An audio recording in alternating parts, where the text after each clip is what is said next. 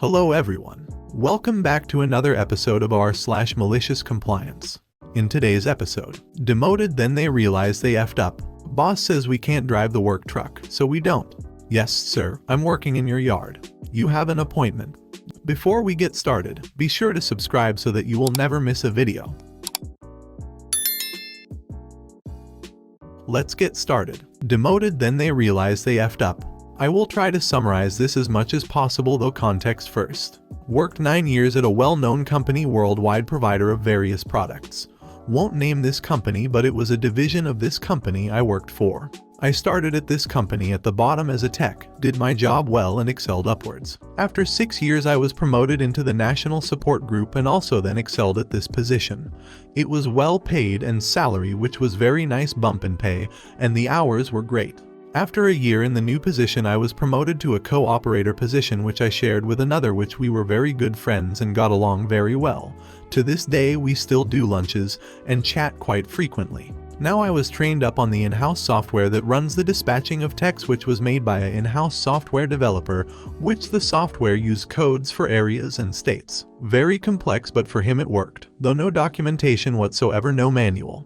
Nothing. The guy that had the position before me was leaving the company for a better offer, so he took a month to train me on this software. And of course I wrote down all the codes for all the areas just so I didn't get anything wrong, since there was no manual or instructions. He leaves the company. A year later the developer of this software dies from cancer. So now no one but myself knows how to use this software. And taking vacations were far and in between due to this issue. I constantly asked for a backup to be trained so they can do this job while I go on vacations. At this point I could only take 2 days at a time for vacation, and my wedding was upcoming in 8 months. And we were taking a month-long honeymoon. No go, got denied every time I requested a replacement to be trained. When my co-operator and I took over this new department, it was in shambles. Our turnover for repairs was sitting around 8 days, which upset a lot of customers due to these machines being used constantly during working hours. We brainstormed and came up with solutions to fix this and reduce downtimes dramatically. The bad thing about this is that it put extreme pressure on logistics to get parts overnighted to techs in the field, which logistics manager was okay with, which he in turn hired enough guys to take this burden on, and was working out pretty well. This turned out to be great. We reduced our downtime from 8 days to on average 2 days. Customers commented constantly about how much better our service was and how they were definitely happy with how their repairs were going. Then it starts to go south from this point. My manager was looking to move up the ladder and need to hire someone for his position. Of course me and my co-operator apply for positions since we know how to run this division and think we could do the job great. We both get overlooked for manager's friend, which he had no experience in this division whatsoever. He was actually the one of the logistics purchasers. He has no idea whatsoever to run our department nor any technical experience whatsoever. He of course gets this position, and right off the bat this stupid idiot wants to change how we do things and reduce the strain on the logistics group. Co-operator and myself immediately protest and oppose his changes with prejudice and vigor, though this fell on deaf ears. When he tells us to implement the changes I refuse, and so does my co-operator. For weeks we argue with manager's friend, which is now my manager, and he gets upset and continuously fights with us to make the changes. We again refuse. I emailed his manager and explained the situation and pointed out that it would increase repairs and our customers would be very unhappy. At this time we grew the base of our customers 20-fold, and our satisfaction rating on all our reviews were in the upper 90s. Though these emails and everything that co-operator and I were explaining went on deaf ears. At this point manager's friend feels that I am the instigator of the disobedience, and that week I was called into a conference room with HR, manager's friend and his manager. They informed me I was going to be demoted from operator to dispatcher, due to my inability to be a team player and confrontational to my manager, etc. etc. So I said fine with me meant less work and same pay, so I'm okay with this. Now with this job, you had certain functions of the job that you could and could not do. You could only do what was assigned to you for that job description. Dispatchers could only dispatch calls to techs and not assign their own calls.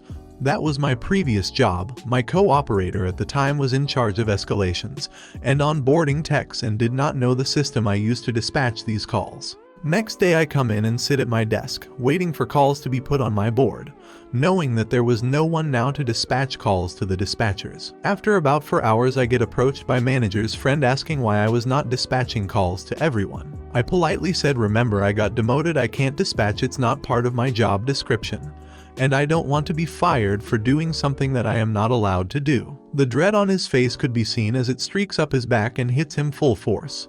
At this point he realized he just ducked up. Of course his manager and HR did not know anything about this software that was developed in-house, and had no instructions on how to use it. It was the backbone of this division's dispatching software. Without this, no calls could be dispatched out whatsoever. The news is now getting around that no calls are being dispatched, and manager's friend's manager now enters and asks what is going on. He soon realizes as well what happened. They then call me back into the conference room and ask me to train a replacement. Of course I refuse. The day ends and I go home. Next morning I show up for work on the dot, and they call me back in yet again, offering my position back and to please start dispatching calls as soon as possible.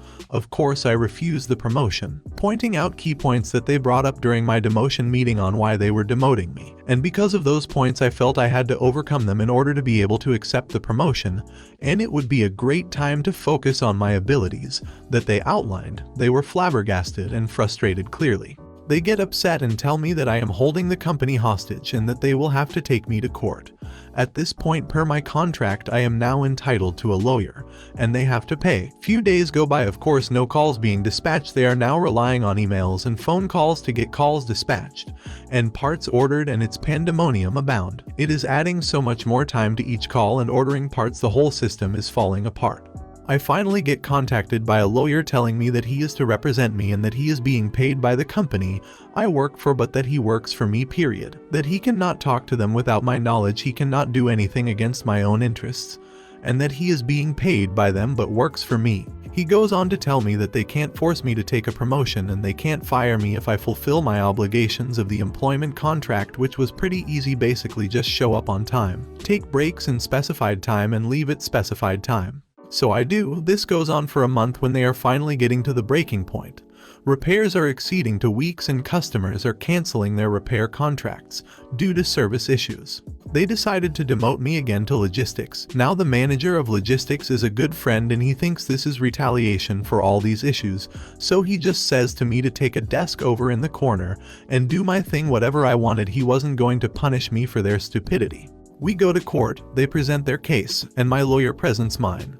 After 2 days, the judge rules in favor of me and says that a company cannot force me into a job or doing a job that I do not wish, and this would be considered enslavement. They press the judge to have me turn over the information to run the software that runs their division. The judge asked me if I had it written down. At this point I didn't have it. I threw it away, so I answered honestly to the judge. Though I did say I do remember how to use it and all the codes to dispatch, since I did it for years it became like second nature. Judge asked me if I would be willing to write down the instructions. I politely said no. Judge said okay, that's that then.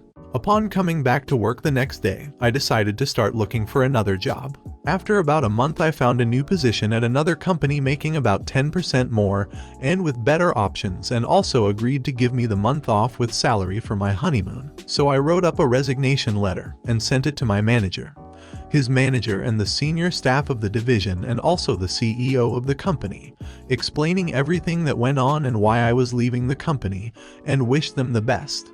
That Friday I packed up my personal stuff and left. 2 weeks later I get a call from the CEO of the company apologizing for what happened, and that all this information just came to light and that the individuals involved were terminated. Manager's friend and his manager and the one above him, which was sweet to my ears, and offered my job back. I politely declined. A few weeks after manager's friend was fired, I was told by my good friend and co-operator that he died from a drug overdose, which is sad and completely not deserved no matter how much I hated him. The division I ran was merged into another division a year later after it was not able to recover. 30% of the people that worked for that division were laid off or transferred to other divisions. My co-operator is still working for same company, though he said after this whole ordeal it never recovered, and never was the same and had gone downhill dramatically, and he will be retiring this year. Boss says we can't drive the work truck, so we don't. The title pretty much sums it up, but a long time ago. In a city not far away, I had a terrible summer job. Right after high school, my friend and I were looking for practically anything to make money, and his older brother told us about a job he once had working for this guy washing windows. Now, this guy owns what appears to be a semi-legitimate business. He has a full shop/garage where he stores cleaning products, big fancy tubs that use sonic waves to wash blinds in, and a new, at the time, work truck. He's also a hardcore penny pincher and buys the cheapest, crappiest insurance he can on the truck. Initially, when we got hired on, he would meet us at the shop at 7 a.m., give us the work orders and ride out with us for on-the-job training.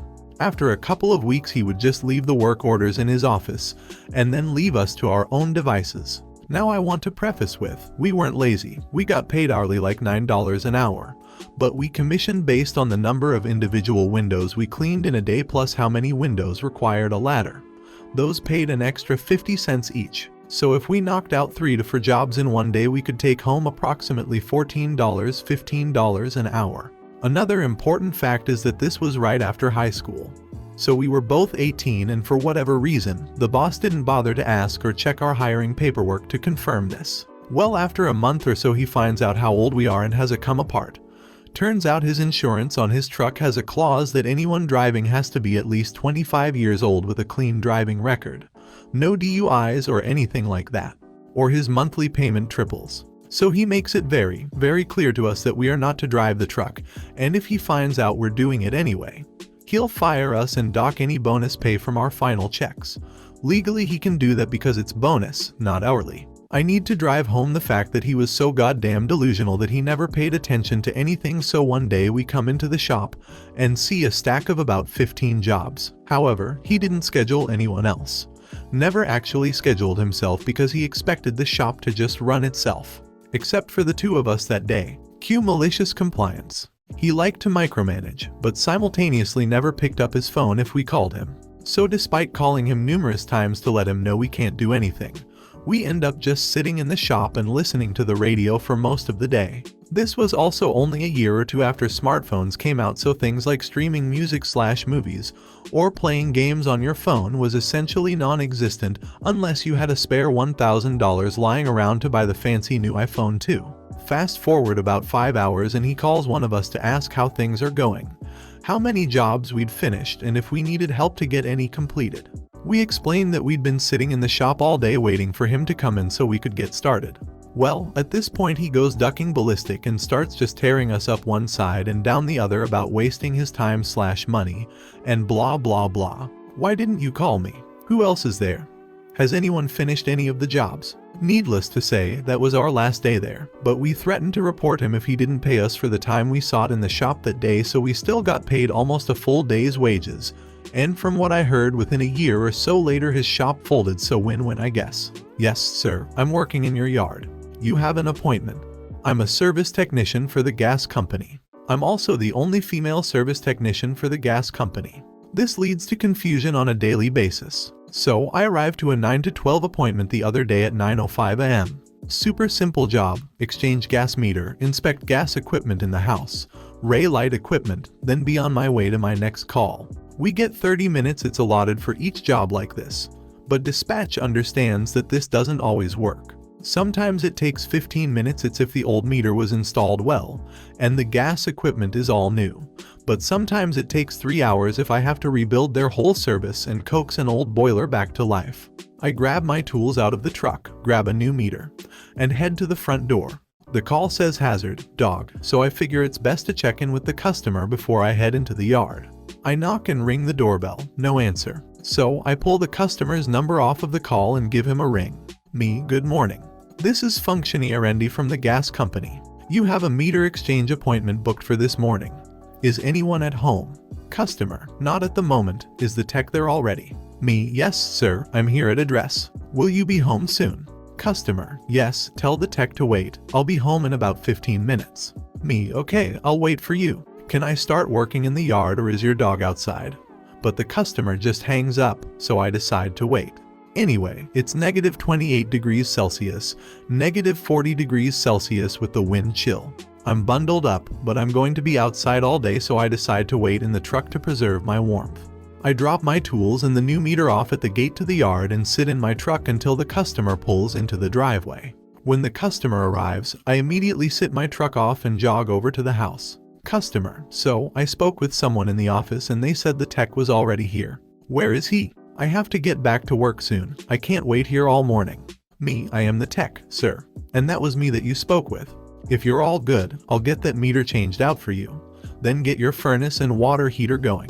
Customer: well, if you say so. But if that's the case, where are your tools? Me: over by the gate. I left them there so they'd be ready to go when you got here. Customer: okay. Say, how long have you been doing this? Me: this specifically? A little over a year. Working in the industry. Almost 9 years. Customer: okay, go ahead. You don't have anyone coming to help you? Me: no, sir. This is a very simple job. I should be able to have it done in 15 to 20 minutes or so. And the call said you have a dangerous dog. Is it contained? Customer: he's a 12-year-old beagle. You're fine. I don't know why anyone thought he was dangerous. So I could have started almost 3/4 of an hour ago at this point. And my next 2 calls were in jeopardy because of how long I'd been here at this point. So I get to work, and sure enough, his meter set is in pretty rough shape. I pull the meter off, with some difficulty in my largest wrenches, and then start cranking some of the bad fittings out so I can rebuild part of the set to make this job easier the next time we have to change the meter, and generally safer. He was leaning over my shoulder the whole time, continually asking if I was sure I know what I'm doing, if I really don't need to call for help. I got my fitting done, and went inside. Sure enough, the gas equipment was all high efficiency, so all it took was a couple resets to clear out the air bubbles, and it all fired up perfectly. The call took about an hour once I actually had my tools on, which is a little longer than anticipated, but a very good time frame for the work I wound up having to do to leave the place in a safe condition. A very good time frame, mind you, for any tech who could have had the call. As I was gathering my things to go, he got one last jab in, I would really appreciate it if they would actually send a real tech next time. I don't feel comfortable having one of the office girls doing this kind of work for me. I'm going to have a word with gas company and tell them as much. Me: sir, for the last time, I am a qualified service technician. The next customer was a very sweet old lady who met me at the door and immediately presented me with muffins. They told me you were coming even though it should be illegal to work in this temperature. I made muffins. Take them, you deserve it. They really shouldn't be making you work in this. If you made it to the end of the video, thanks for watching. Don't forget to like, subscribe and share, and we will see you in the next video.